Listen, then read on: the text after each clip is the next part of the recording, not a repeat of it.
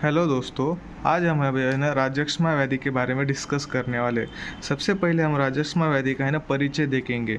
अभी राजक्ष्मा में कैसा है, राज प्लस एक्ष्मा, ये राजाओं का रोग है, इसलिए इसको है ना राजक्ष्मा ऐसे कहते हैं।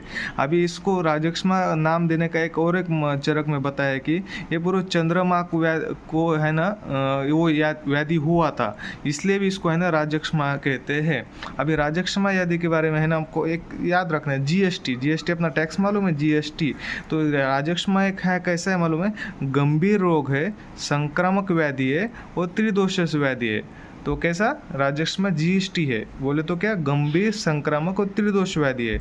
अभी राजक्ष्मा को है ना शोष भी कहा जाता है, क्योंकि इसमें ना रक्तादि धातु है ना उसका है ना शोषण होता है, इसलिए है ना इसको शोष भी कहा जाता है। अभी ये हो गया राजक्ष्मा का परिचय हो गया। अभी है ना राजक्ष्मा के है ना पर्याय देखेंगे। अभी राजक्ष्मा के पर्याय देखते हुए है ना उसके नाम में उसके पर्याय नाम छुपे हुए। कैसे, रा से रोग हो जाएगा, ज से ज्वर हो जाएगा, य से यक्ष्मा हो जाएगा। अभी देखो, रोग किसी आदमी को हुआ तो आदमी दुखी हो जाता है और क्रोधित हो जाता है। ऐसे प्रकार है ना राजक्ष्मा के 5 पर्याय नाम हो गए, रोग, ज्वर, यक्ष्मा और रोग का वाला आदमी दुखी व क्रोधी रहता है। ऐसे है ना राजक्ष्मा के 5 पर्याय नाम हो गए। अब है ना राजक्ष्मा के है ना हेतु के बारे में देखें। राजक्ष्मा को है ना 4 मुख्य कारण बताए हैं। कौन सा, अति साहस। पहला अति साहस बोले तो क्या, अपने साहस से ज़्यादा वो काम करने का, जैसे कि है ना अति बलवान व्यक्ति से झगड़ा करने का, ज़्यादा बाहर उठा के इधर से उधर लेके जाने का, ऐसा अति साहस म्हणजे अपने बल से ज़्यादा काम करने का। क्षय और संधारण वे, और तीसरा है वेग धारण करने। वेग धारण करने बोले तो क्या, आपने जो आयुर्वेद में धारणीय वेग बोले, अधारणीय वेग, वो वेगों का धारण करना, इसे है ना संधारण वेग धारण करना बोलते हैं। और विषम भोजन बोले तो क्या, आपने विषम भोजन लेने का, विरुद्ध आहार लेने का, टाइम पे भोजन नहीं करने का। ऐसे है ना इस 4 कारणों की वजह से है ना राजक्ष्मा होता है। अभी है ना राजक्ष्मा के है ना संप्राप्ति देखे। अभी संप्राप्ति है ना 2 प्रकार की है, अनुलोम और प्रतिलोम। अनुलोम में क्या रहता है मालूम है, अनुलोम बोले पहले देखो, अनुलोम संप्राप्ति कौन सी रहती है। अभी निदान सेवन किया, जो ऊपर जो 4 मुख्य कारण है ना उनका सेवन हो गया, उससे क्या होता है, वाताई दोष है ना दूषित हो जाते हैं। वाताई दोष दूषित हो जाते हैं, उससे क्या होता है, स्रोतों अपने ना अवरुद्ध हो जाते हैं। और स्रोतों से अवरुद्ध होने से क्या होता है मालूम है, रस धातु रहता है ना वो अपने स्थान पे अवरुद्ध होता है। अपने स्थान पे रस धातु, अभी आपको मालूम है, रस से रक्त, रक्त से आगे वाला धातु ऐसे बन जाता है। अभी रस अवरुद्ध हो जाएगा तो रस धातु से क्या रक्त धातु बनेगा नहीं, और रक्तादि धातु से है ना आगे के धातु बनेंगे नहीं, इसलिए क्या रक्तादि धातु बनते नहीं, इसलिए क्या होता है सप्त धातु क्षय होता है और राजक्ष्मा हो जाता है। ये होगा ये वाली संप्राप्ति कौन सी है, अनुलोम संप्राप्ति। अतः प्रतिलोम संप्राप्ति में क्या रहता है मालूम है, इसमें भी सप्त धातु क्षय रहता है, लेकिन इसमें क्या रस धातु एक ऊपर से नीचे है ना धातु बनते नहीं है। इसमें क्या होता है मालूम है, अधिक यौवाय मैथुन आदि कारणों से क्या होता है मालूम है, शुक्र क्षय होता है। शुक्र क्षय से है ना वात प्रकोप होता है। वात प्रकोप से क्या होता है, फिर शुक्र के ऊपर के जो धातु है, ऊपर की तरफ है ना मज्जा, अस्थि इत्यादि धातु है ना क्षय हो जाता है वात प्रकोप होने से। इसलिए क्या होता है, फिर सप्त धातु क्षय होता है और इसमें राजक्ष्मा व्याधि हो जाता है। 2 संप्राप्ति, अनुलोम बोले तो ऊपर से नीचे है ना म्हणजे रस धातु से नीचे की धातु बनते नहीं है, और प्रतिलोम की वजह से है ना शुक्र धातु क्षय हो जाता है ना, उससे वात प्रकोप हो गया ना, ऊपर की तरफ से धातु है ना क्षय हो जाता है। इसलिए है ना ये प्रतिलोम राजक्ष्मा संप्राप्ति हुई और ये ऊपर वाली अनुलोम संप्राप्ति हुई। ओके, अभी क्या करेंगे है ना, राजक्ष्मा की संप्राप्ति हुए है ना, राजक्ष्मा के है अभी लक्षण देखेंगे। अभी है ना इसके लक्षण है ना 3 बताए हुए हैं, 3 प्रकार के बताए लक्षण, त्रिरूप लक्षण, षडरूप लक्षण और एकादश रूप लक्षण। त्रिरूप लक्षण में 3 लक्षण होते हैं, षडरूप लक्षण में 6 प्रकार के लक्षण बताए, और एकादश रूप लक्षण में 11 प्रकार के लक्षण बताए हुए हैं। अभी है ना कैसे देखते हैं हम एक प्रकार के त्रिरूप लक्षण। अभी है ना इतना याद रखो कि राजक्ष्मा में आदमी क्या कास हो जाता है, कास, ठीक है। अभी कास से है ना 3 नाम याद रखें, 3 लक्षण। कैसे क्या रहा है, करपात संताप, म्हणजे हाथ पाय पैर में संताप हो जाएगा। ए से क्या अभिताप हो जाएगा, और यश से क्या सर्वांग जोर, म्हणजे कास राजक्षमा में याद रखने का, त्रिरूल वक्ष में राजक्षमा के क्या कास होता है, कास से क्या के से करपात संताप, ए से अभिताप होता है, और सर्वांग यश से सर्वांग जोर होता है। अभी ये हो गए त्रिरूप लक्षण। अभी आगे देखते हैं षड रूप लक्षण, ये कैसे याद रखेंगे। अभी देखो राजक्षमा कास हो गया, मग कास से क्या होता है माहिती है, कास से क्या होता है, अपना स्वर खराब होता है, ठीक है। मग कास से स्वर खराब होने तो स्वर अच्छा होने के लिए हम क्या करेंगे, स्वर का जप करेंगे, स्वर का जप करेंगे। कास से क्या स्वर खराब होता है, और स्वर से क्या, स्वर का हम जप करेंगे, इसलिए है ना अपना स्वर ठीक हो जाएगा।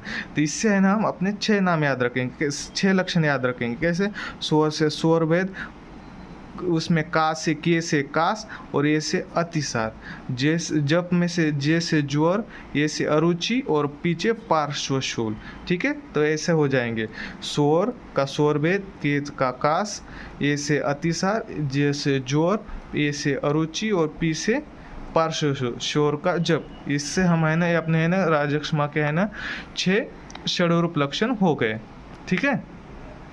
अभी हम क्या करेंगे, एकादश रूप लक्षण। इसमें क्या राजक्षमा के है ना 11 लक्षण बताए हुए। अभी इसमें 11 लक्षण में क्या षडरूप वाले 6 लक्षण हो गए, स्वर भेद, स्वर का जप, स्वर भेद, कास, अतिसार, ज्वर, अरुचि और पार्श्व।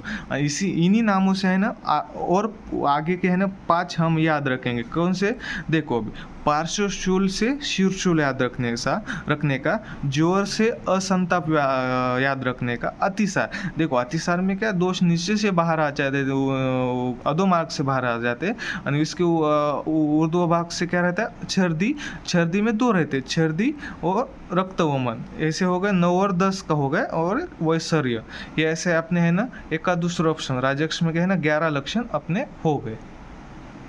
अभी है ना राजक्षमा के है ना सबसे अहम पार्ट हमें ना चिकित्सा देखते हैं। अभी देखो राजक्षमा में क्या होता है मालूम है, मांस का क्षय होता है, मांस क्षय होता है, देख सही है, मांस क्षय होता है। तो क्या करेंगे फिर इसमें, मांस क्षय, बल क्षय होता है, बल क्षय होता है,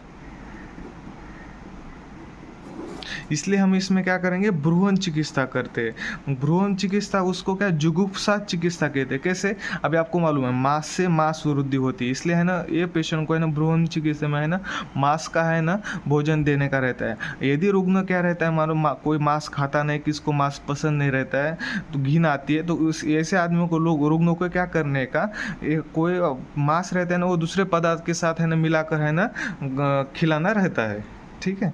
अभी है ना इसमें और क्या रहता है मालूम है, राजक्षमा व्याधि में है ना पुरुष का है ना रक्षण करना पड़ता है, इसलिए है ना विरेचन नहीं करना होता है जितना, लेकिन बहुदोष रहेंगे और बलवान रुग्ण में है ना स्नेहन स्वेदन के पश्चात मृदु विरेचन देना पड़ता है। जितना हो सके विरेचन देने का नहीं, लेकिन रुग्ण बहुदोष रहेगा और बलवान रहेगा तो उसमें है ना स्नेहन स्वेदन पश्चात है ना मृदु विरेचन देने का। अभी है ना राजक्षमा में है ना औषधि योग, संशमन योग के बारे में हम देखते हैं। अभी है ना इसका है ना सबसे आसान तरीका मैंने निकाला है, ये औषधि योग कैसे ध्यान रखने का। अभी देखो इसमें है ना एक हिंट है, राजक्षमा से है ना बल क्षय होता है 5-10 बार, ये है ना लाइन याद रखने का, क्या राजक्षमा से बल क्षय होता है 5-10 बार। अभी इससे हम है ना इसके औषधि योग याद रखें। कैसे, रा से रासनाघृत, ज से जीवंत्यादि घृत, ओके, य से का यवानिषादो घृत, यवानिषादो चूर्ण, से क्या रहता है सीतोपलादि चूर्ण, बल से क्या रहता है बलादि शीर और बला घृत, ऐसे 2 हो गए, ठीक है। अभी होता है से क्या तालिसादि चूर्ण, 5 से क्या पंचमूल घृत, 10 से क्या दशमूलादि घृत। कैसे, राजक्षमा से बल क्षय होता है 5-10 बार, रा से रासनाघृत, ज से जीवंत्यादि घृत, य से यवानिषादो चूर्ण, स से छितोपलादि चूर्ण, बल से बलादि शीर बला घृत, होत से तालिसादि चूर्ण, 5 से पंचमूल घृत और 10 से दशमूलादि घृत, ओके। ऐसे है ना हम याद रखेंगे। अभी सिर्फ है ना इसको है ना अलग से एक पैटर्न में लिखेंगे। अभी देखो घृत में क्या है, रासना घृत लिया, जीवंत्यादि घृत लिया, फिर क्या बला घृत लिया, दशमूलादि घृत लिया, दशमूलादि घृत लिया, और पंचमूल घृत लिया, म्हणजे सिस्टमेटिक घृत के हमने नाम लिखे।